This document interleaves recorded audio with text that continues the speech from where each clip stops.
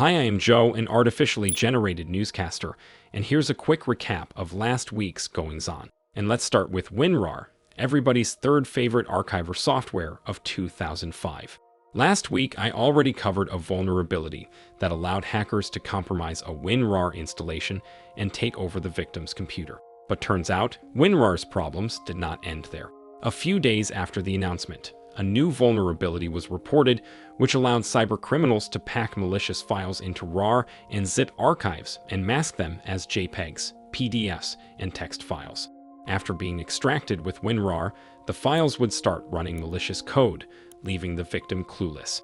The vulnerability was first seen in the wild in April, when it was used to target crypto traders. The criminals would make a post on a crypto forum offering to download an archive with trading guides, snatching up victims by the dozens.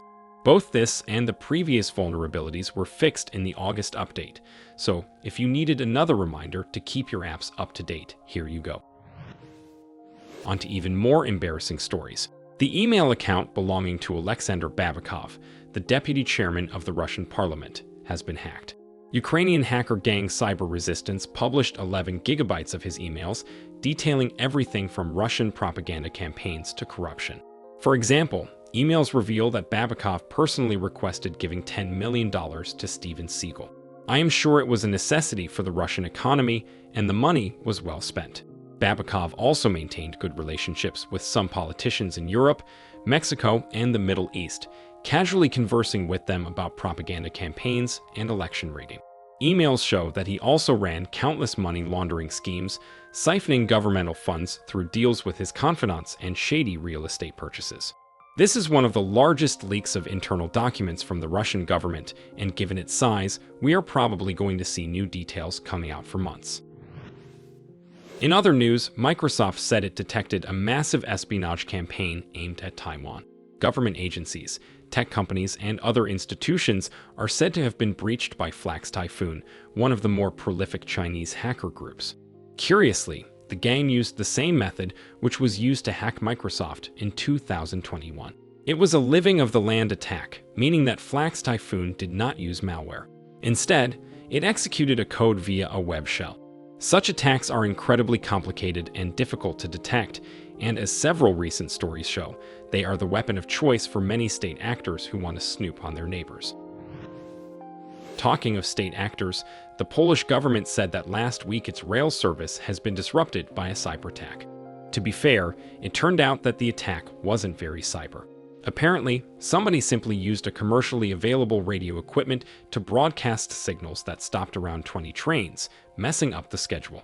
The exploit has been known for a long time, and according to the Polish media, it is quite commonly used by pranksters. However, there were some signs that the people behind this attack weren't just pranking. For one, the attack was very large and coordinated. Also, between the stop signals, the attackers blasted the Russian anthem and excerpts from the speeches by Russian President Vladimir Putin. So far, none of the well-known Russian hacktivist groups took responsibility for this incident. And let's end with people whose contribution to the world lies on the opposite side of usefulness: Lockbit. Apparently, the leak of Lockbit 3.0 ransomware builder already resulted in a wide array of tailor-built Lockbit ransomware floating around the internet and making everybody's lives just a tad more miserable. The favorite tool of the world's most prolific ransomware gang leaked sometime last year and instantly was adopted by various gangs across the world. Reports show that over 300 distinct samples of ransomware caught since the leak are just badly camouflaged derivatives of Lockbit, with the leak giving every script kiddie and his hamster a chance to pretend to be a ransomware baron. While undeniably bad, this may have at least one positive result: putting Lockbit themselves out of business. Reports show that for months now the gang has been struggling to scrape enough money to rent a server, so if you haven't seen my video about this, check it out. By the way, some humans on this channel consider making a deep dive into Lockbit and checking out what this gang is all about, so if you would like to see a video on it, let me know in the comments. And that's it for this recap. See you in the next one.